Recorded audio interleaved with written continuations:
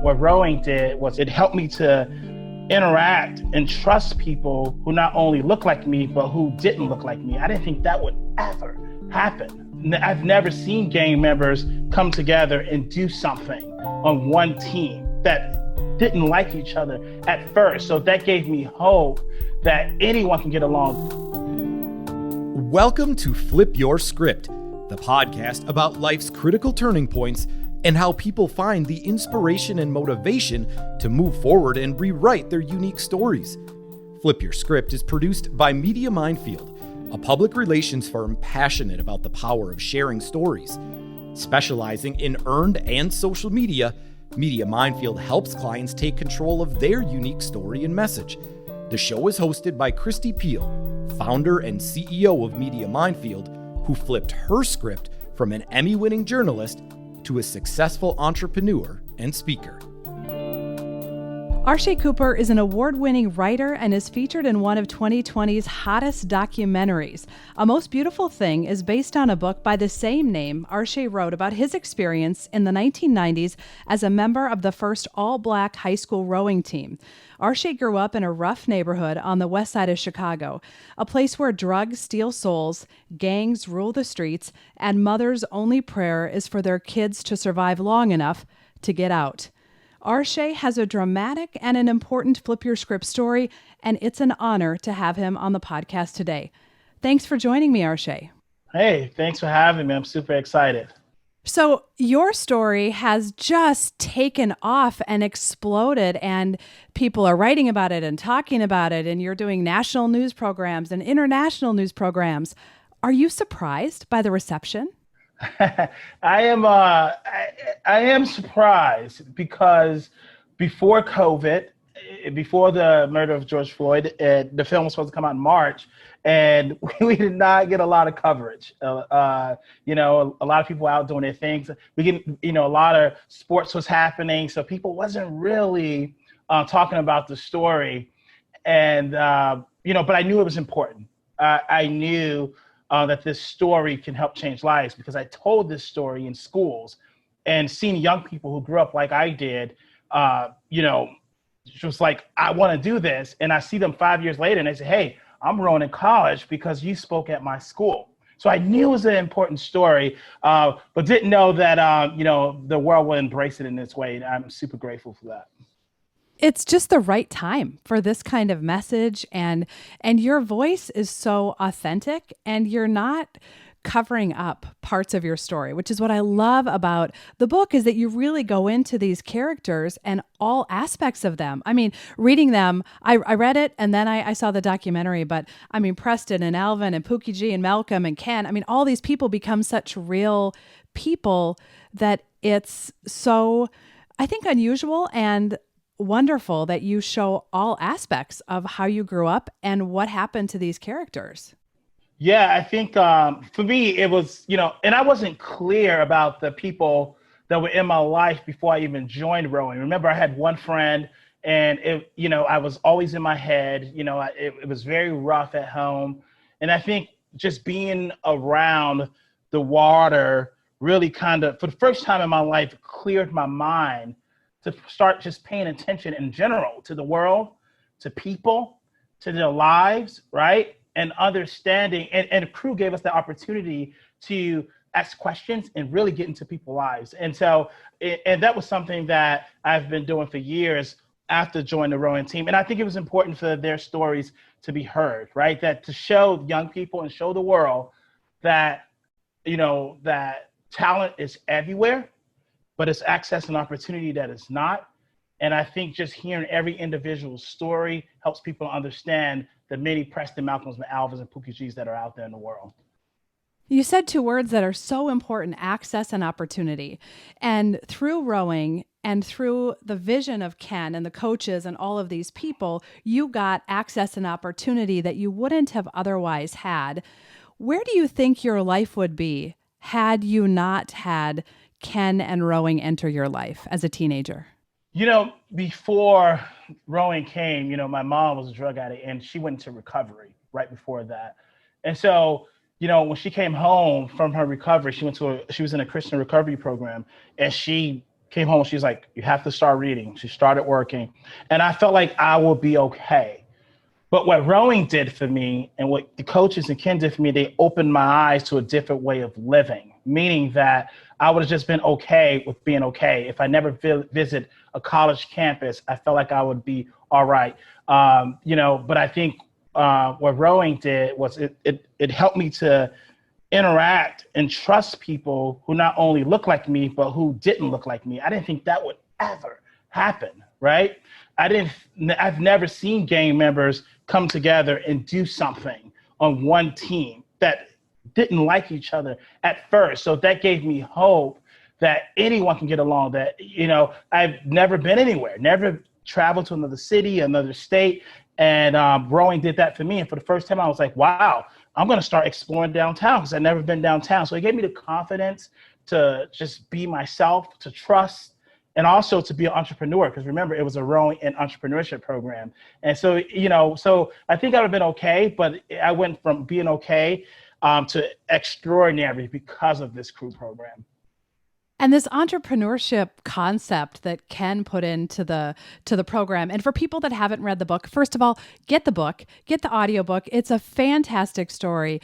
But the basic premise is that Ken is a successful man in Chicago who had a history in crew and wanted to bring this as an opportunity to Manly High School, where Arshay was a student, and to really bring it to boys that had, first of all, didn't want to swim, didn't know how to swim, were afraid of the water, and didn't want to get in the boat with gang members, rival gang members. And essentially that this is what happened. And then it gives these young men the opportunity to develop them physically, mentally, friendships, and also to show them another, college campuses, to show them what's possible, to give this access and opportunity, as you said earlier. So I read your intro and you said you're doing exceptionally well now and you became a chef in there and you're married, you have a child. If I would have told all of those things to 12-year-old Arshay, would you have believed that this is where your life ended up? No, I would not. I would not believe that. And that's what I tell young people. I was like, I go through my story and they're like, wow, and some of them are going through that. And I said, who would have ever thought that young man who failed the 8th grade, who have never said dad a day in his life, who brothers were in gangs, whose mother was a drug addict, that would grow up to travel the world, right? Went to the Cordon Bleu in England, wrote a book, right? Had this film based on his life and inspired so many. Who would have thought? But the moment I wrapped my hands around those oars and had coaches invest so much in me, I started to believe that, right? Every single day. In all those lessons that I've learned in the boathouse, is just leaving the boathouse, leaving the world better than you found it, really got me there. And so I think, when we can do that and get into more schools and be a believer of them, we will produce many more young people to grow up and do the same thing. Have you gotten any pushback from people in your old neighborhood? Did they give you a hard time for wanting to escape, wanting to leave the neighborhood and do something else? Yeah, not everyone. Some did. We got a lot of pushback, honestly, just from being on a crew team, right? Something that was so new. I mean, this is 90s in Chicago when Michael Jordan was like the god of our city, right? And the fact that we heard a lot of horrible things, right? People will sing row, row your boat as we were practicing in the hallways, they will say, hey, Ken got you guys rowing in boats like slaves, and then we would go to a race, right? We was the first all black high school rowing team, and people would just stare at us, right? Don't say a word to us. And as Preston would say, they would look at us like we were contagious. Then we had parents who wasn't around, and some parents who had to work 2 jobs, so they couldn't support our team or even go to a race. So it was hard for us. It was hard to get support from everywhere. And then the coaches and teachers, they was like, it's not a real sport. It's a rec sport. And so I think because of we felt so isolated from everyone, that's what really drew us closer together. The fact that we didn't have a lot of support, and we were like, you know what? We have to pull for each other. And that is when that's when the connection began.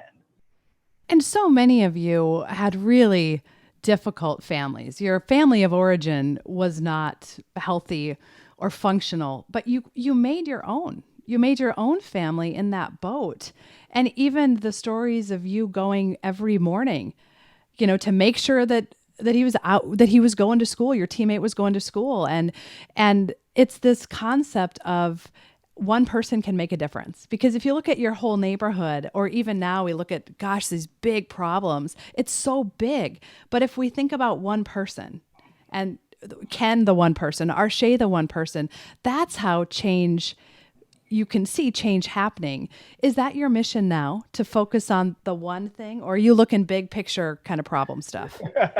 I look at both, but I think for me, mostly individually, connecting with people. As you can see in the film, I think that there's a lot of folks that do big picture things, and some are good at it, and that's their role, and some are maybe not so great. But I know individually, as a gift, I have a power to connect with an individual and inspire them to do more. That's my gift. That's my role in the world. And I think, and it's been helpful. So I think that's what I'm going to do. I can't go and preach policies and talk about bills that needs to be passed. And that is great. And there are people doing that. But I know the immediate response is to connect with the teachers on how we can do more, or how we can be more creative, to connect with the guys in the neighborhood. It's like, hey, here's a job opportunity. I specifically called for you. Reaching out to those 4 cops and say, listen, the biggest lesson I learned in the sport is that I can't do the work of 8 people, but I need 8 people to do the work, and we'll get there much faster, right? So it's those connections, those personal connections in my community that I believe that inspires a new generation, because I truly believe that for every one of us, there's 1,000 of us, right? And so if I can inspire one, they were going to inspire many, that's going to inspire many. So it's all a ripple effect. And now you said it before that you had never said the word dad in your life, and now you're a father. Is it daunting to take that role when you didn't have a role model? It's before I joined the crew, I would have probably said yes, but I think that what helped is that somehow through watching like different television shows, that as you read in a book, that being able to understand what was missing in my life before I was 14 and having the courage to go out there and get it really changed my perspective on things, meaning that I knew I didn't have a dad, so I'm going to go find a coach. And you saw, I showed up at Ken's house every weekend. I'm just going to show up, and then I had Coach Victor and some of the guys from Victory Outreach. So they kind of filled that role in my life for the second half of my life. And, even my brother was in gangs. I was like, I don't want to do that. So I'm going to join the team, and I'm going to make sure that these guys become my brother.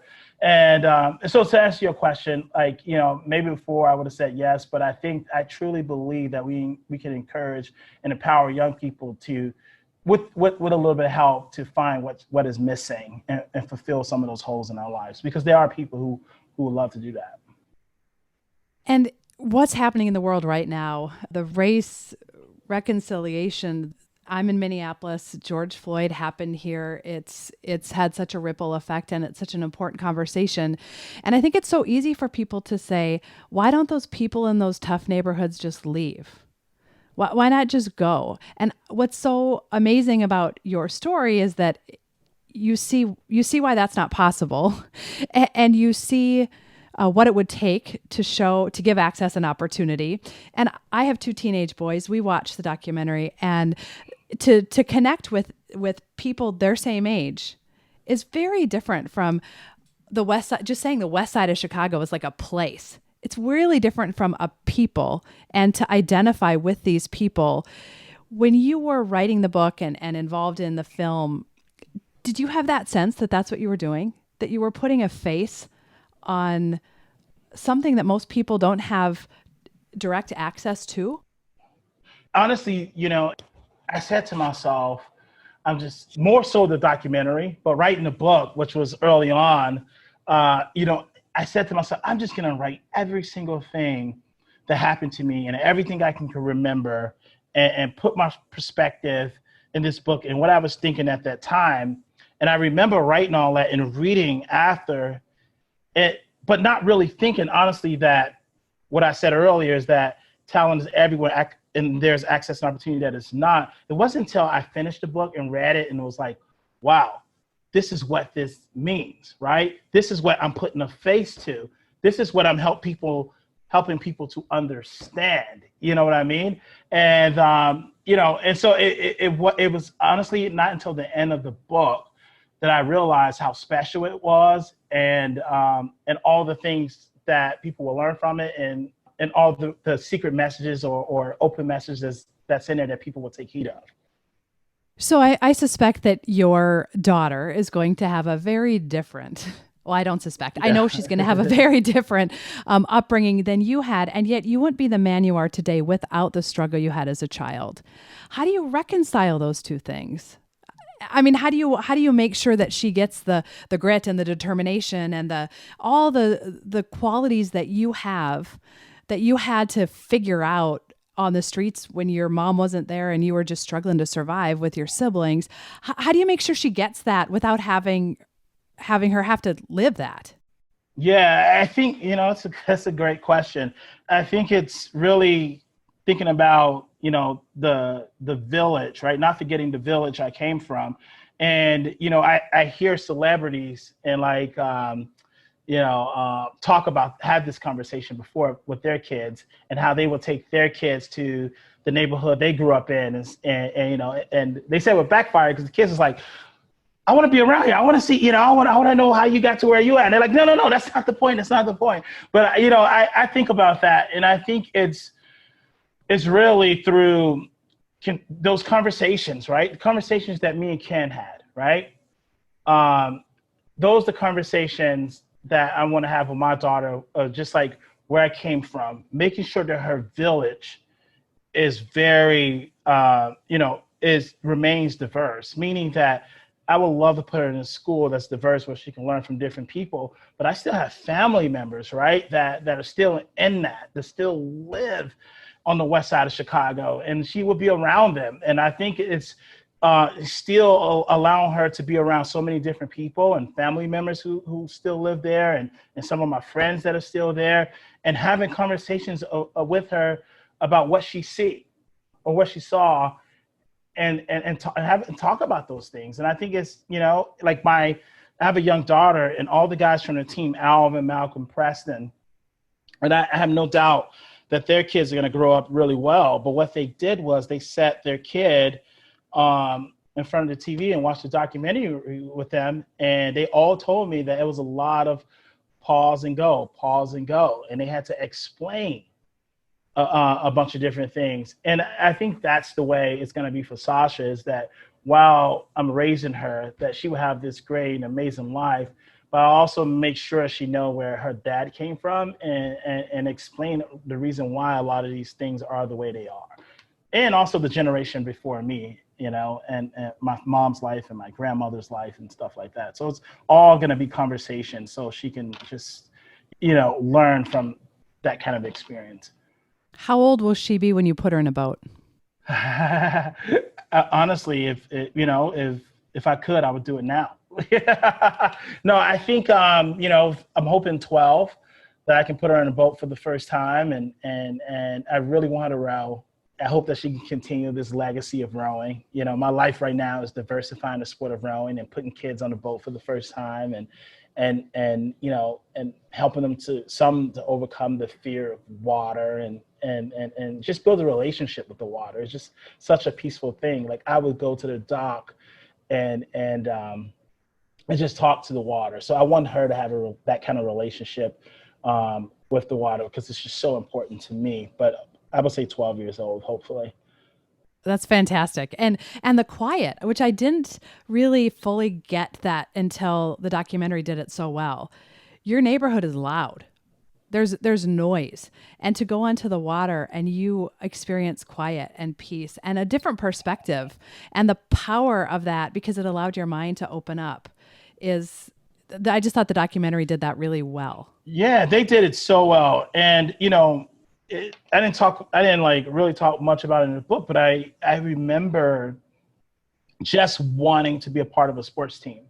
And because I grew up skipping over pools of blood or being chased or being bullied or experiencing gunshots or a lot of fights, I tried out for the basketball team, and it's a trash talking sport, right? And you would hear things that make you want to fight. People will fight. Like, people say you garbage or you trash. And I was like, I heard that stuff from teachers growing up, and I get upset, right? It triggered a lot of trauma. Or when I tried out for the football team, the coach is like, knock them dead, right? You want to hurt them, or they're trying to hurt you. And it triggered a lot of trauma. And I wanted to fight after playing football. But it wasn't until I got a part of this non-combative sport, right? And I remember when they pushed the guys out into the water, right? And there was a lot of fear. But that fear also tells you that in order to get back to the dock safely, you have to pull for each other. You have to shut up and you have to listen. And when you are quiet and when you're listening, you notice for the first time that, wow, there are no police sirens. There are no broken street glass. There are no gunshots, right? There's no bullying. And your vision becomes clear, like, wow, the John Hancock building is beautiful. And then your coach is saying, sit tall, breathe, you belong here, right?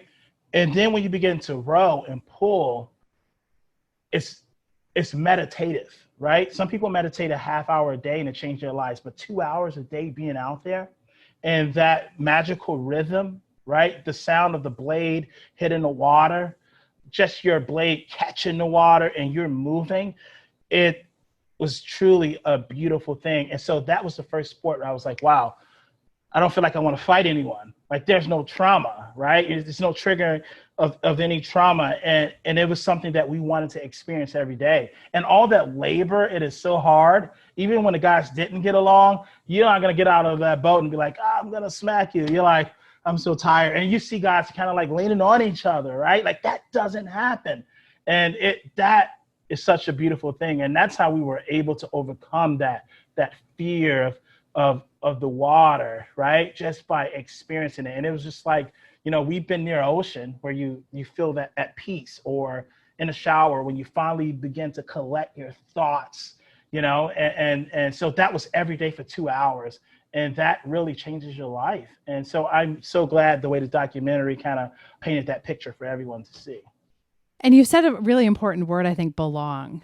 And that's what kids want, right? That's what we all want, is you want to find a place to belong, people to belong with, and find your village, find your tribe. And if you're not getting that at home, then you want it in a sport or you want it on a team. And it's just that sense of belonging is so strong. And I love that in the documentary, you guys are still connected, right? Yeah. That wasn't just for the film, right? No, that was not for the film. No. We love each other. And you remember the part in the barbershop when we had the discussion, Pooh said, when they tore down the YMCA, I ran to the streets and I started selling drugs, right? I remember that. That was like 150 kids that was out in the street. But that was the place where it was like coaches, school counselors. It was like all these great people in our lives. And then you go out to the neighborhood and you have the gang to say, hey, you belong to us. Like we'll give you what you need. We'll buy you shoes. And you're right. Like everyone just want to belong, but can we give more access to places that's really going to lead them the right way? Because they just want to be a part of something. In the documentary, you talk, and you mentioned it briefly earlier, about the police. So you invited some Chicago City police officers into the boat. You did an 8-man race with them, and then the 4 of you did your own without the police. Was it intimidating just to have them walk in based on your experience as a child in that neighborhood? It wasn't intimidating. Maybe intimidating for some of the guys. For me, it wasn't, because what I told the guys was that, listen, as a teacher, sometimes you forget some of your students, but as a student, you'll never forget your teacher. And we had the opportunity to be the teachers, right? Like we were the experts, right? And I think that kind of helped everybody mentally to understand, like we're going to teach them something. And not only that, we get to have a conversation and we get to teach them through the lessons we learned, but also the experience we had, right? Growing up on the west side of Chicago that maybe they don't know about, right? And so when they came in there, it was awkward at first. It was really awkward in the beginning. And we got in the tanks, and like some of the things I told you in this podcast were some of the things I told them as I was teaching, as like to move anywhere together.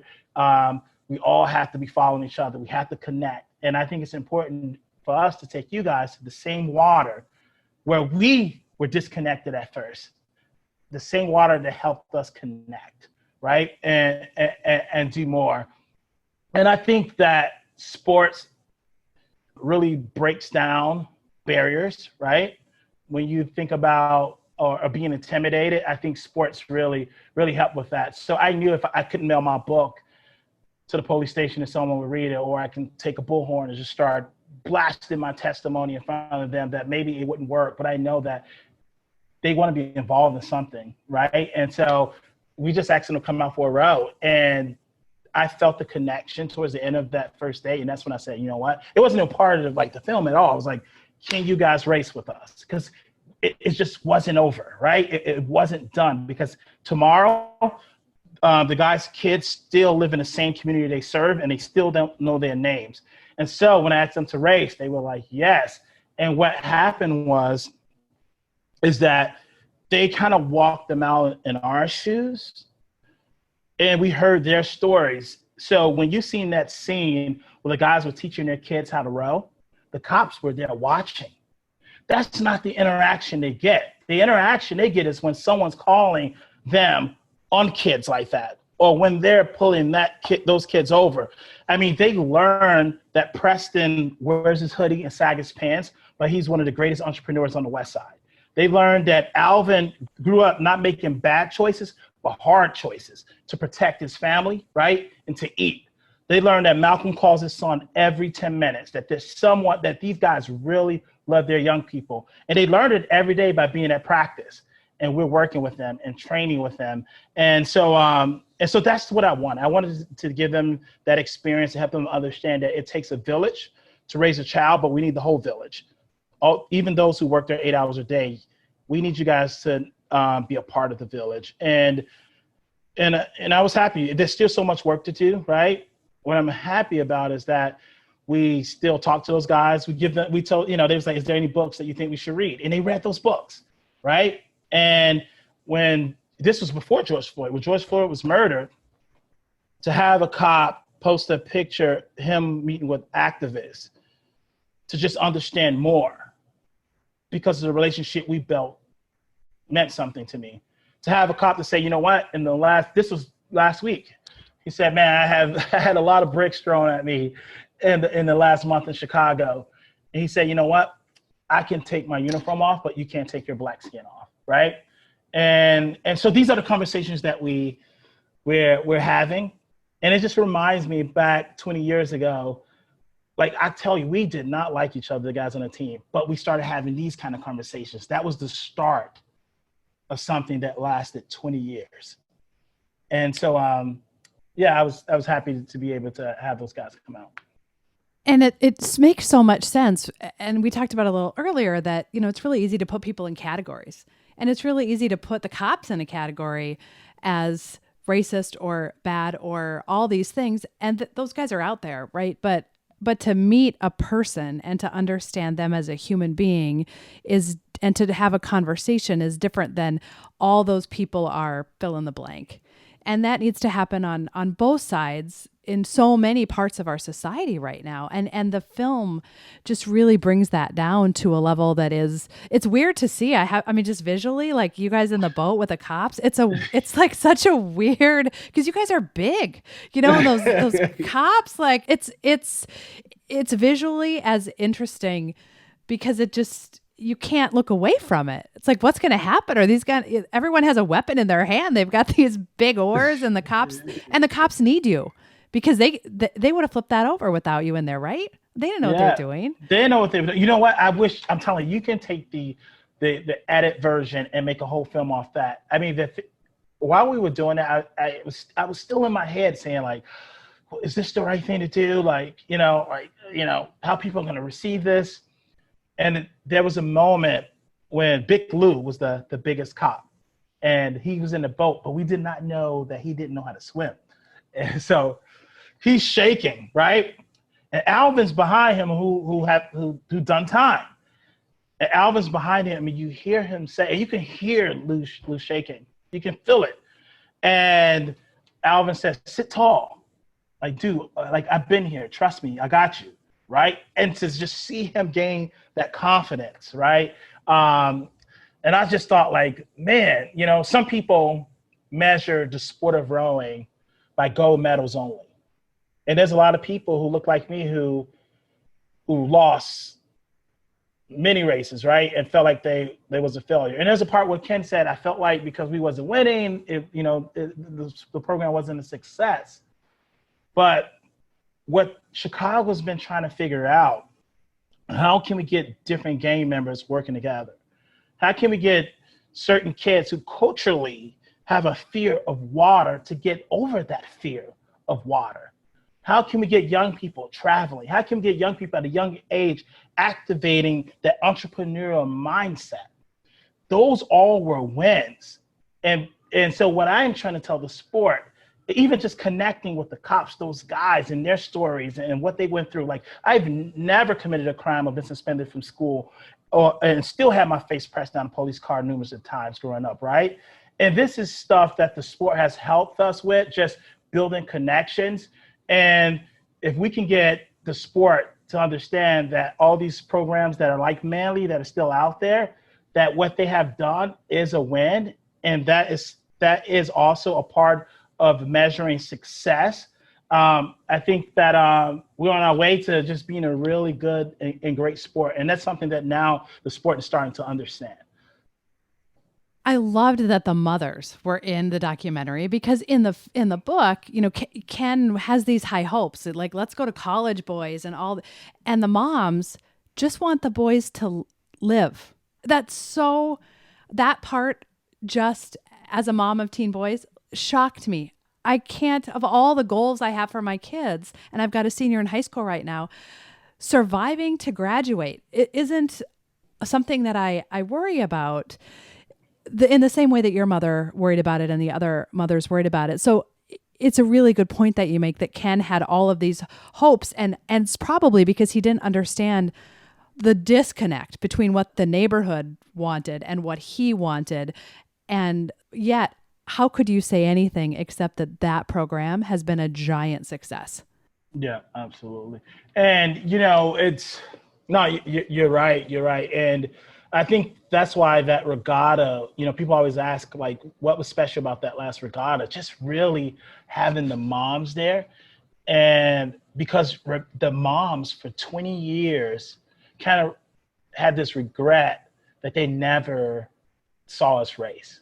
And it was something they held on to, right? And knew how special it was for us. And to have them out there, to have them a part of this film, you can tell change things for them in their hearts. And it was just beautiful, just a beautiful thing. And also see your mom, like, kind of chatting with the cop that you're going to race with, you know, it was like, I mean, I'm telling you, I mean, no better village, you know? I mean, like, when I sat there and I sat back and watched all of that, we had this tent, and it was like the cops and their families, and it was like the guys and their kids and their friends from high school, you know, and then there was like rowers from the community, and then our teachers and principal came out. It was like, man, like, this is Dr. King's vision of a beloved community, right? And yeah, I mean, like, to see it was beautiful, but if you were there, and so I'm trying to figure out, how do we create more of those moments? And your mother, I just so appreciated how open she was and how willing she was to let you share parts of her story.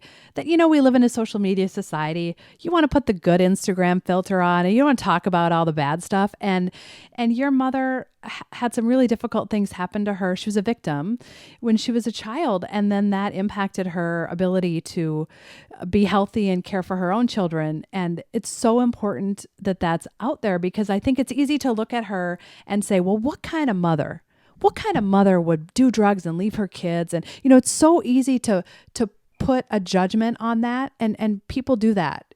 And we all do that. We're all guilty of judging people But I just, it's so hard to judge someone when, man, they're by the grace of God go I, I mean, it's just that the power of story and the power of connecting, because the things that happen in our past impact us in our future.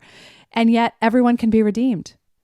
She was able to come back and you all accepted her, which I also thought was a lovely part of the story. It's about rowing, but it's about the book, the movie, but it's about so much more.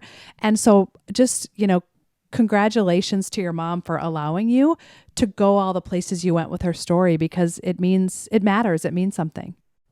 Yeah. And she was so open. She was very open to do that. And she understands that there's a lot of young people out there that have bitterness towards their mom, and there's a lot of moms who are in need to just open up and tell their story, right? And when I opened the book, I talked about the bitterness I had towards my mom, and then I learned her past and what she'd been through, right?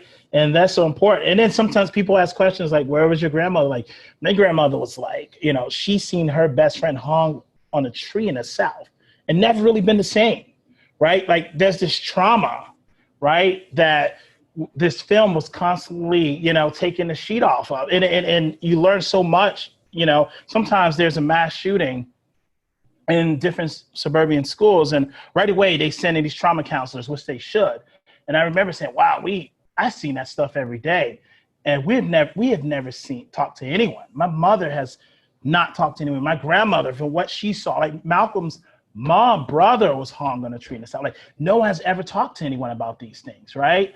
And that is just like so important. And that's why, like, our film as a whole are working with members of Congress now around mental health issues and how do we provide, trauma specialists and experts for some of the people in our communities. And the film is so deep, and yet it ends with such I was crying, even though I knew, it's going to end well, but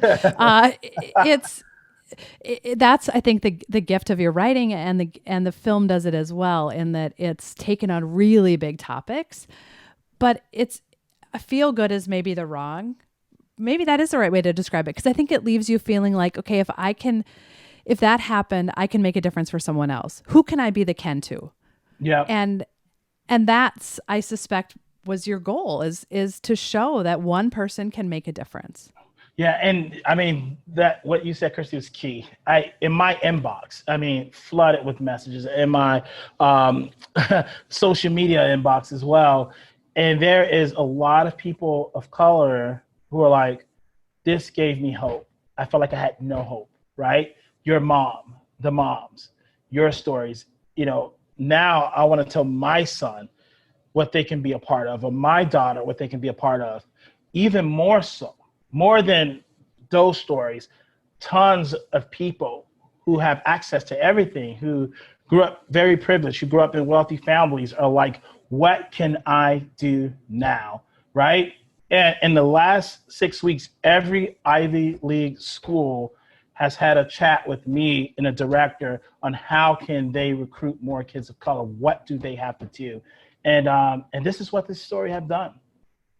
Thank you. Thank you for putting it out there, because it is, like you said earlier, it's a domino effect. If this one can impact these, and this one can impact these, and that's how communities are changed. So you've written a couple books, you've done all these things, and you're not even 40 years old. Like, what's next for you, Arshay? A podcast. No, I'm just kidding. A few things. I'm very passionate about the sport, right, of rowing and what it can do in a young person's life. And so, first thing, LA 2028 is the Olympics is going to be in LA. It's going to be in our country. And the 100+ years, there's only been 5 Black Olympians. And there's never been an African-American who rowed on American soil in the Olympics in our country. And so right now I am working, identifying with those young people, many of them, so that boat can reflect the diversity in our country. And that's through academic support, that's through access to rowing, and that's through social emotional learning, right? And that's with other kids and coaches who didn't grow up like me, now are receiving diversity, inclusion, equity training, right? Culture and competency training. And we're bringing these both houses together. And that's been my job. Even more so, people are open, and some people are no longer in denial about what's happening in these communities. And I started a fund called the Most Beautiful Thing Fund. We raised a lot of money in 2 months, and this put more of those MALI programs in certain cities in our country that have been asking for it for so long. And so that's kind of the goal, is to unify, bring these communities together through the sport and row at a high level. And so that's kind of the goal right now, and maybe write something else. Keep writing. Please keep writing. And we'll put links to all the things that you mentioned on the Flip Your Script podcast website as well, because I want people to check out what you're doing and hopefully raise more money, because wouldn't it be awesome to watch the Olympics and to see, wow, boats. What if there's more than one? What if another country is doing this too? But, crew is one of those sports that is so white. Yeah. In the UK, we have a big call with the British Rowing Association. They're like, everyone's talking about this book and this film over here. How do we diversify our programs? We have a huge Zoom call. They're having a big movie thing that's hosted by British Rowing. They're having people come out and then we get some calls from Australia. So we hoping that, this thing can catch some fire and it spreads. So you're just going to add Olympic rowing coach to your long list. Your business card is very full, Arshay. Very full. Thank you. I ask the question at the end of every podcast. Is there a quote or a piece of scripture or a song or something that has motivated you when times were difficult or on days that are long and difficult now? I think what keeps me going is this quote, I think is by Albert Einstein. It says, the world will not be destroyed by those who do evil, but those who watch and do nothing. And that quote has always been a part of my life. Right? When you see the need, you meet the need. It's that simple. If young people are hungry, feed them. If a program wants rowing, I'm telling you, I do whatever it takes to make sure they have it. And if the disconnect is so bad between my friends' kids on the west side of Chicago and the cops that work there, I'm going to have a conversation. I'm going to figure it out. So if you see the need, meet the need. And that's the way I'm going to live my life. And you're leaving a legacy doing it, because you're such an example. And it's so easy to throw money at things, and not that that's bad, but I think the power in showing up, the power in Ken showing up, the power in you going to your friend's house, the power in you showing up and talking to kids. Writing a check is one thing, and certainly money is needed to fix problems. But having someone like Ken and those coaches believe in you gave you the belief in yourself. And you had to then show up for your team, and then you had to show up for your family. And it's just the power of relationship as well. Again, I can't say enough good things about your story. And I've made it part of our development program at the office. I want everybody to read it. My kids are reading it. It's important. And you mentioned books before that you want people to read. Are there any other books that you are recommending besides your own right now? Yeah, I highly recommend. I mean, just Between the World and Me is a fantastic book. I really, really, really love that book. So those are the books that I told the cops to read. Just the voice in that book is amazing. One of the things I've been really recommending most is this documentary called Cracking the Code. I don't know if you heard of that, but it's for corporations, for sports like rowing. It's just this documentary of of many stories of people like me, people like Ken, people like Coach Victor, people like his wife Jenny, who all sits in this doc and just tells this story of equity, inclusion, diversity, breaking down stereotypes, having uncomfortable conversations, being an ally in order to move forward. And I mean, that's the number one thing I've been recommending these days. And I think that it is so powerful. So if you ever find time, please watch it. Will do. Thank you so much. When I finished the book, you were on my list of someone I wanted on the podcast, and I thought you were such a long shot. So thank you for saying yes. I know that you're a media darling right now, so I appreciate you taking the time to talk with me.